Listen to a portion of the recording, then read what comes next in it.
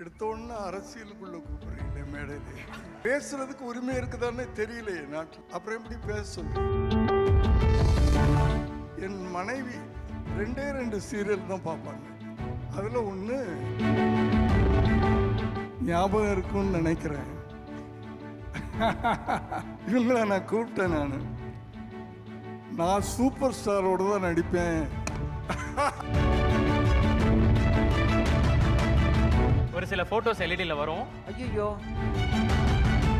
மனித உருவத்துல பார்த்த ஒரு தெய்வம்.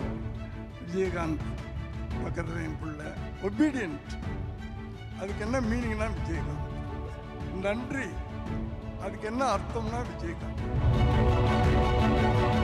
சாயந்தரம் அந்த அசிஸ்டன்ட் டைரக்டர் வீட்டுக்கு போகிறதுக்குள்ள ஒரு டிவிஎஸ் 50 வாங்கி கொடுத்துட்டாரு. ஆனால் அவருக்கு வந்து டிவிஎஸ் 50 கிட்ட ஓட்ட தெரியாது. அதனால அதுக்கு ஒரு டிரைவர்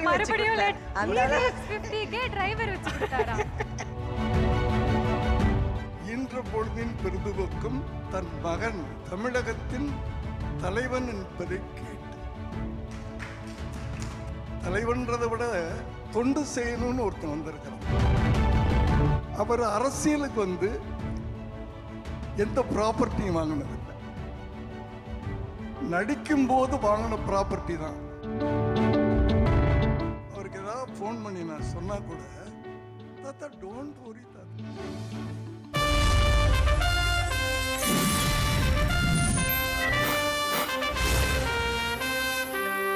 சுதர்ஷா, டெடிகேஷனோட பேஷனோட நமக்கு பிடிச்ச வேலையை செஞ்சுக்கிட்டே இருந்தால் அதுக்கான ரெகக்னிஷன் எப்போவுமே இருந்துக்கிட்டே இருக்கும்.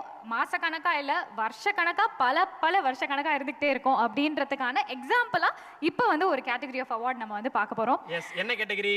என்ன கேட்டகரி அப்படின்னா evergreen star of Tamil television. Wow, அந்த கேட்டகரிக்கான அவார்ட் பார்க்க போறோம். சோ அதை பிரசன்ட் பண்றதுக்காக ரொம்ப ஸ்பெஷலான பர்சன் வர போறாங்க இல்லையா? எஸ், யார் அப்படின்னா நம்ம எல்லாருக்குமே ரொம்ப பிடிச்ச, குறிப்பா இன்னைக்கு இருக்க டைரக்டர்ஸ்க்கு எல்லாருமே ஒரு இன்ஸ்பிரேஷனா இருக்கக்கூடிய ஒரு டைரக்டர் தான் கூப்பிட போறோம். சோ அவ்வளவு ஹிட் படங்கள் கொடுத்திருக்காரு. இன்னைக்கு அந்த ஸ்கிரீன் பிளே டெக்னிக், இந்த மாதிரியான விஷயங்கள் நம்ம வந்து டிஃப்ரெண்டா பார்த்துட்டு இருக்கோம். அப்படின்னா அதெல்லாம் தன்னோட படம் மூலமா முன்னாடியே காமிச்சு ஒரு முன்னோடியா இருந்து இன்னைக்கு தமிழ் சினிமா வழிநடத்திட்டு இருக்கக்கூடிய டைரக்டர், நம்ம எல்லாருக்கும் பிடித்த எஸ்.ஏ. சந்திரசேகர் சார் அவர்களை அன்புடன் மேடை கலைக்கிறோம்.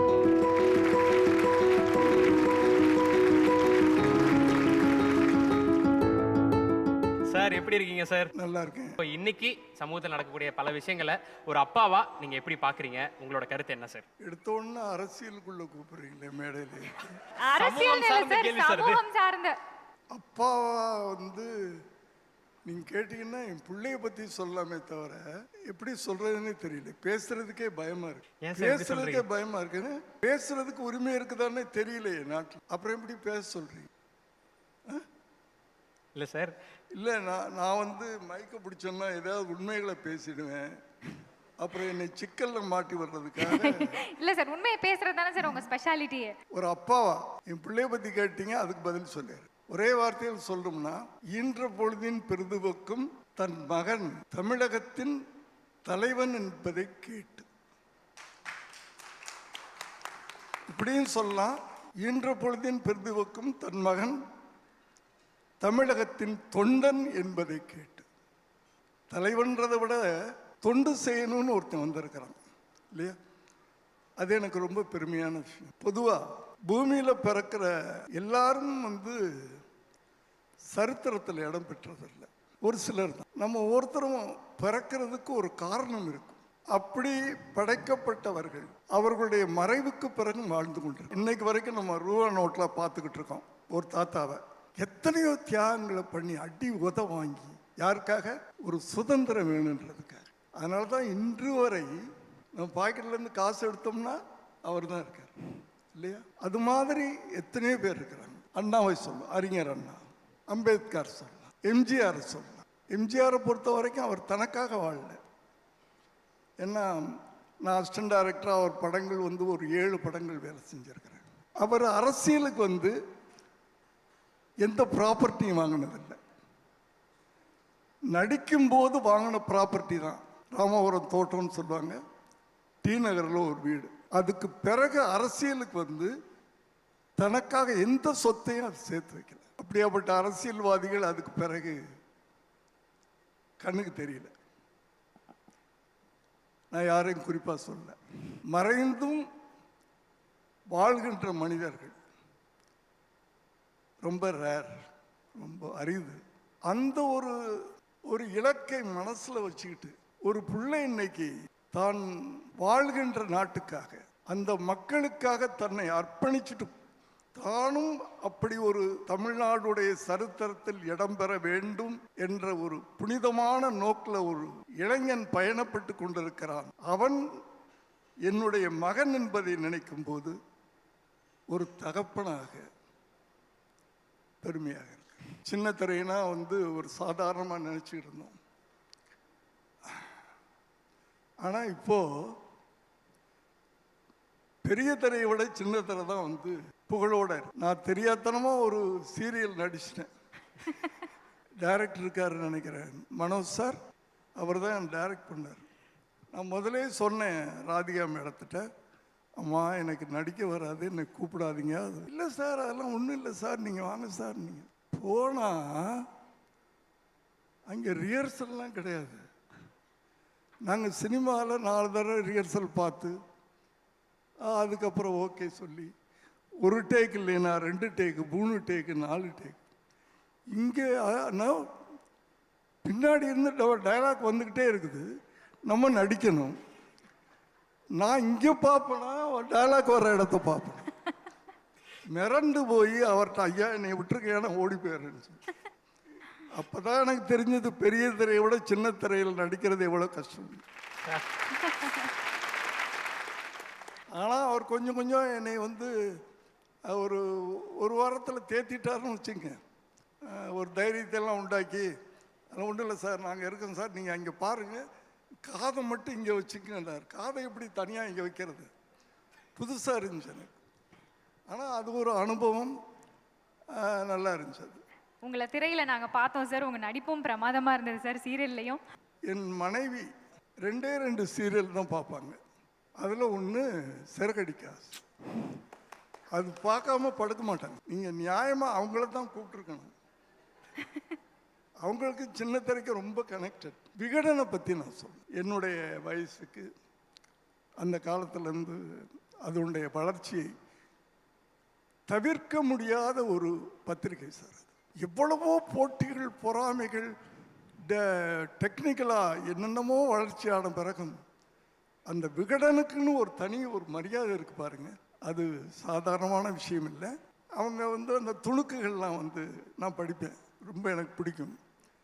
நகைச்சுவையான துணுக்குகள், நல்ல சிறுகதைகள், நாவல்கள், இப்படியெல்லாம் ஒரு முழுமையான பத்திரிகை. ஆனால் அரசியலை தொடவே மாட்டாங்க. ஆனால் ஒரு காலத்துக்கு பிறகு ஜூனியர் விகடன் ஒன்று ஆரம்பித்தாங்க. நாட்டில் என்ன தப்பு நடக்குதோ, எந்த ஆட்சியாக இருந்தாலும் சரி, போல்டாக அதில் சொல்லுவாங்க. அரசியலுக்குன்னு அது ஜூனியர் விகடன். இப்படி எனக்கு கொஞ்சம் இந்த சோஷியல் அவேர்னஸ், என்னுடைய படங்களும் அப்படித்தான் இருக்கும். ஒரே வார்த்தையில் சொல்லணும்னா, விகடனுடைய விருதுகள் அரசு விருதுகளுக்கு சமமானதுன்னு நான் நினைக்கிறேன். அதனால் என்னுடைய வாழ்த்துக்களை நான் தெரிவிச்சேன். Thank you sir. பல வருடங்களா நீங்கள் விகடனை இப்படி ஃபாலோ பண்ணிட்டு இருக்கிறது எங்களுக்குமே ரொம்ப சந்தோஷமா இருக்கு சார். அடுத்ததாக இப்போ அடுத்த தலைமுறையாக உங்கள் பேரன் டிரெக்ஷனில் களமிறங்கி இருக்கிறதா நாங்கள் கேள்விப்பட்டோம் சார். அதை பற்றி ஒரு சில வார்த்தைகள் சார். ஜென்ரேஷன் கேப்னா சாதாரண கேப் இல்லை. மகனுடைய மகன் அவருக்கு ஏதாவது ஃபோன் பண்ணி நான் சொன்னால் கூட, தாத்தா டோன்ட் ஒரி தாத்தா, அவ்வளோதான். ஓகே, அவர் இந்த ஜென்ரேஷன். அது நம்மளாம், எனக்கு ஃபோனே சரியாக அதில் யூஸ் பண்ண தெரியாது. கால் வந்தால் எடுத்து பேச ஆஃப் பண்ணுவேன். இது வரைக்கும் வாட்ஸ்அப் கூட பார்க்க தெரியாது. ஸோ அந்த ஜென்ரேஷன் நான். அவங்களோடையெல்லாம் நம்ம அட்வைஸ் பண்ணுறதுக்கோ இது அதுன்னு சொல்கிறதுக்கோ அப்படிலாம் எங்கேயோ இருக்கிறாங்க, நம்ம எங்கேயோ. தேங்க்யூ ஸோ மச் சார், இவ்வளோ விஷயங்கள் எங்களுக்காக இந்த மேடையில் ஷேர் பண்ணதுக்கு. சார், இப்போ மக்கள் சார்பாக மக்கள் உங்ககிட்ட கேட்க சொன்ன ஒரு கேள்வி சார். எல்இடியில் ஒரு ஃபோட்டோ வருது சார், அதுக்கப்புறமா அந்த கேள்வியை நான் கேட்குறோம் சார். அந்த படத்தை பற்றி நம்ம ஒரு சில கேள்வி இருக்குது சார். அந்த எல்இடி ஃபோட்டோ பார்த்துடலாம் சார்.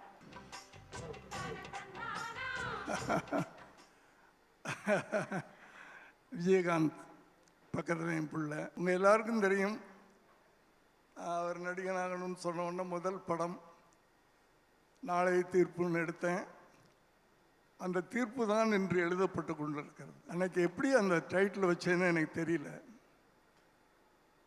நல்ல தீர்ப்பாக எதிர்பார்த்து கொண்டிருக்கிறேன். புரியும்னு நினைக்கிறேன். புரியுது.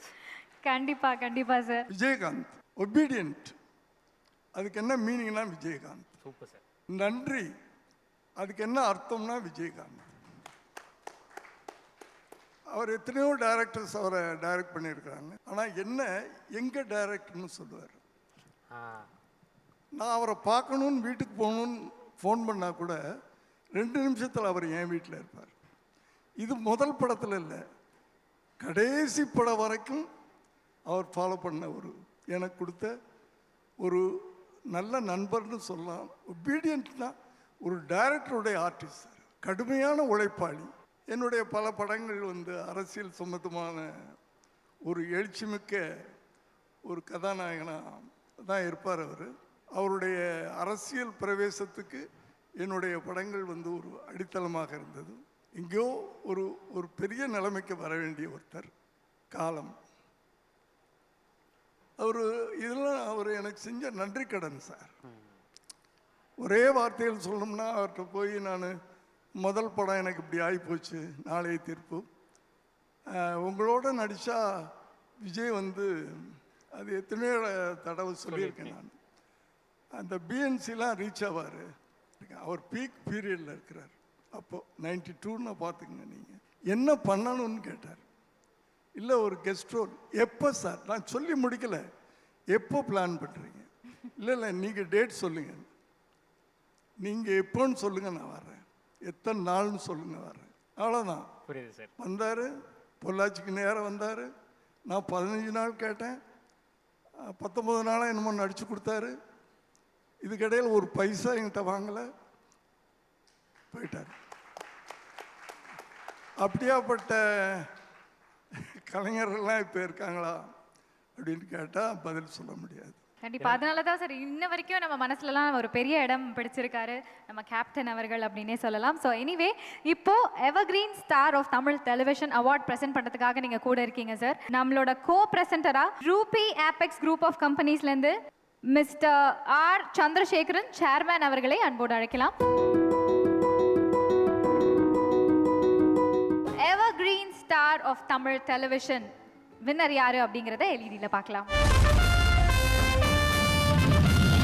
அன்பான அம்மா, அடாவடி மாமியார் என ஏற்றுக்கொள்ளும் எல்லா பாத்திரத்துக்குள்ளும் அதன் அசல் குணங்களோடு அப்படியே பொருந்தி போகும் அனுபவ கலைநாயகி வடிவுக்கரசி.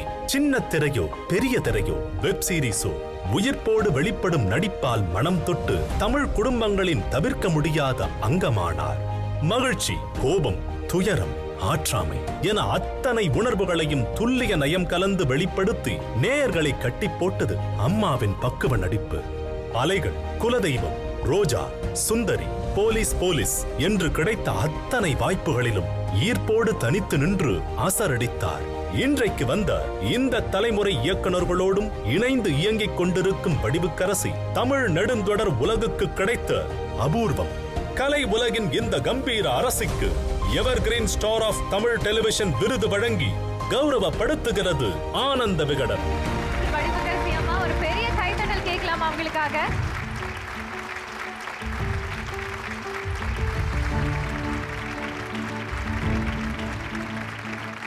ஒரு எவர்கிரீன் ஆர்டிஸ்ட். அவங்களுக்கு ஞாபகம் இருக்குமோ இல்லையோ தெரியல, 1978 அசிஸ்டன்ட் டைரக்டராக இருக்கிறேன். ஒரு 3 பேர் சேர்ந்து ஒரு படம் பண்ணணும், ஒரு ட்ராமா போட்டோம். அவள் ஒரு பச்சை குழந்தைன்னு. அது அப்படியே நான் சினிமாவாக எடுக்கலாம் அப்படின்னு பிளான் பண்ணப்போ ஹீரோவை ஃபிக்ஸ் பண்ணிட்டோம். ஹீரோயின் தேடிக்கிட்டு இருந்தேன். அப்போ நான் வடபழனி வெள்ளாளர் ஸ்ட்ரீட்டில் இருக்கிறேன். ஒரு ஞாபகம் இருக்குன்னு நினைக்கிறேன். இவங்கள நான் கூப்பிட்டேன். நான் சூப்பர் ஸ்டாரோடு தான் நடிப்பேன், நான் புதுமுகத்தோடையெல்லாம் நடிக்க மாட்டேன். அந்த ஜோக் அப்போ எடுத்துக்காதீங்க. அந்த குடிப்பினை எனக்கு கிடைக்கல. இல்லைன்னா நான் அறிமுகப்படுத்த வேண்டிய என்னை எத்தனை பேரை அறிமுகப்படுத்தி இருக்கிறேன். அந்த வாய்ப்பை எனக்கு அவங்க கொடுக்கல. இன்னைக்கு இந்த விருதை கொடுக்கக்கூடிய வாய்ப்பை கடவுள் கொடுத்துருக்கார். நன்றி.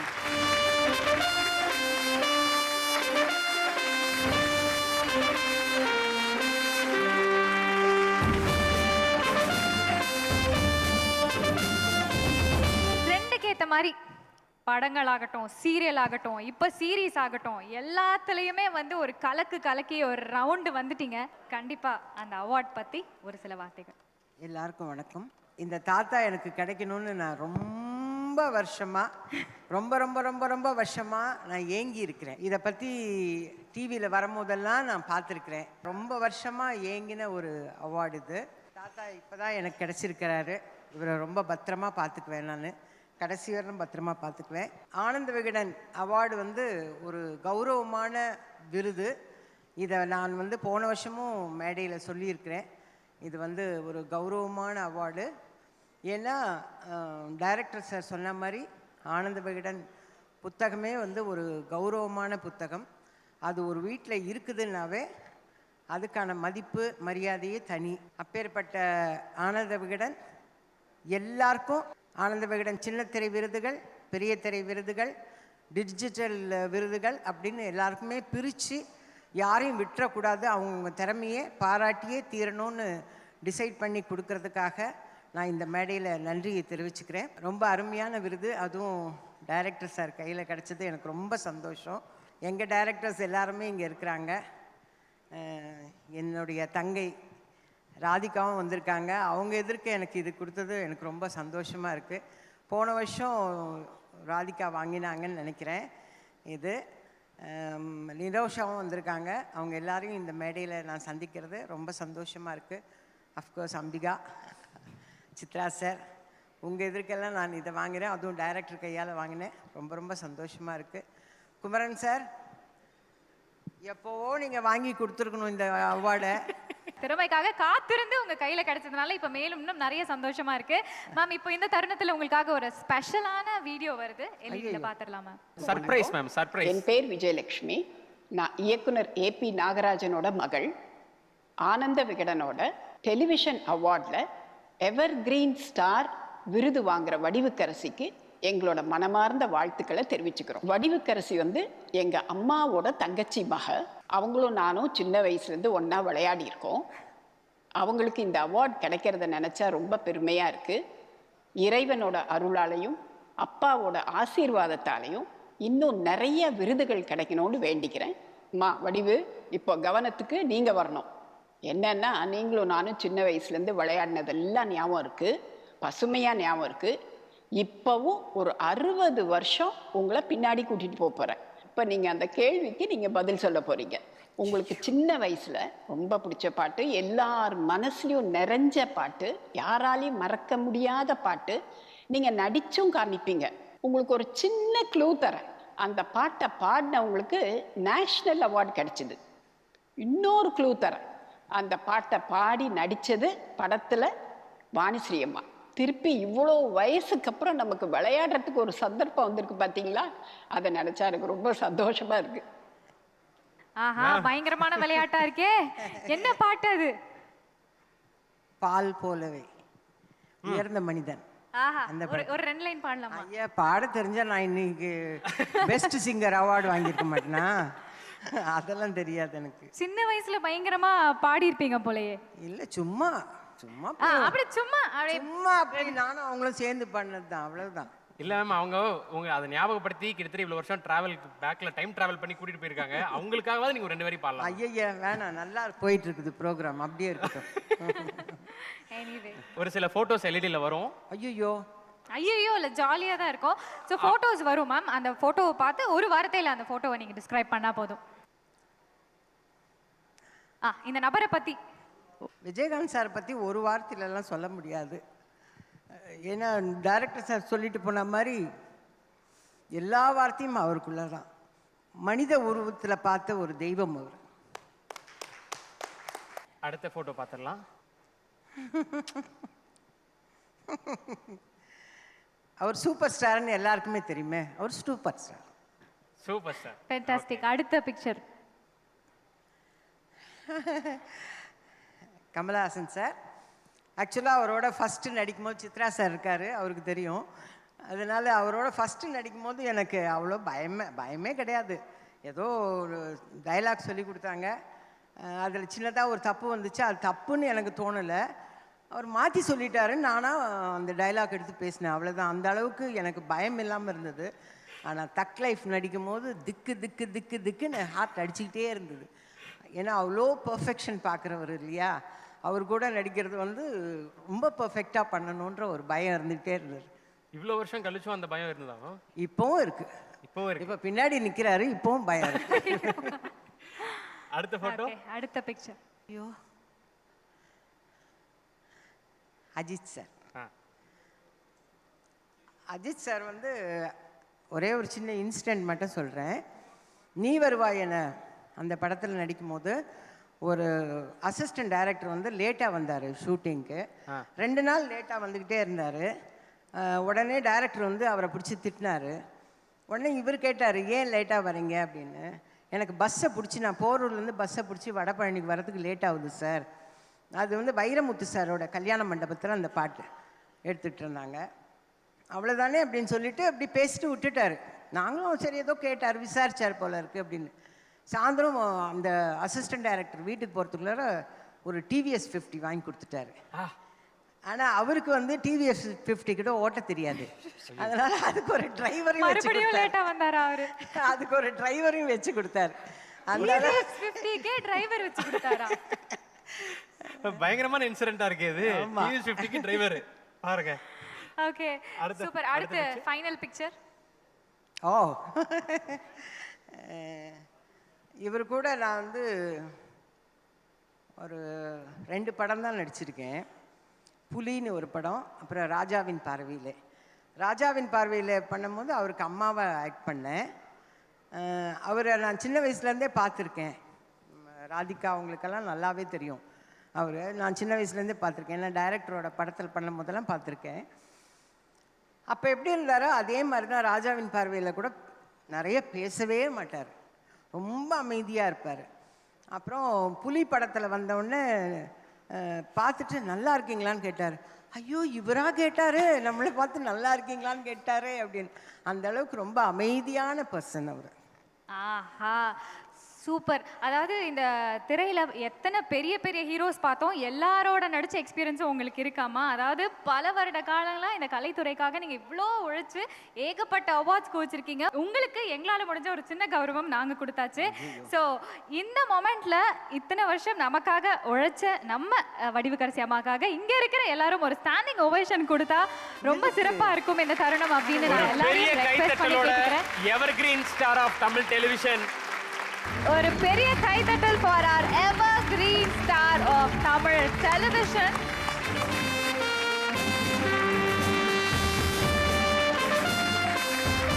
எல்லாருக்கும் நன்றி.